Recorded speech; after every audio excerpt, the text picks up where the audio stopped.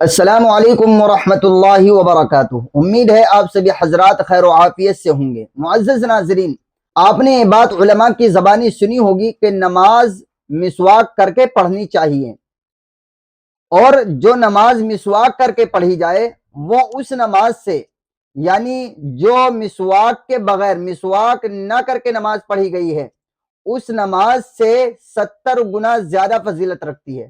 یعنی وہ نماز جس سے پہلے مسواک آپ نے کی ہو، اس نماز سے 70 گنا زیادہ ہے جس سے پہلے آپ نے مسواک نہ کی ہو۔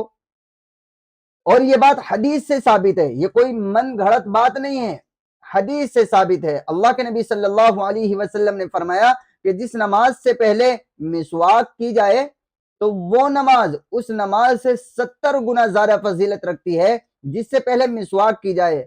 اب نماز سے پہلے مسواک کرنے کا مطلب کیا ہے؟ یعنی وضو جس وقت ہم کر رہے ہیں اس وقت مسواک کر لے، وضو کرتے وقت میں مسواک کر لے۔ ایسا نہیں ہے کہ نماز کے لیے جب مصلی پر کھڑے ہوں تبھی مسواک کرنی ہے، نہیں، جب آپ وضو کر رہے ہیں تب مسواک کر لیں، انشاءاللہ اس کا ثواب ہمیں ملے گا۔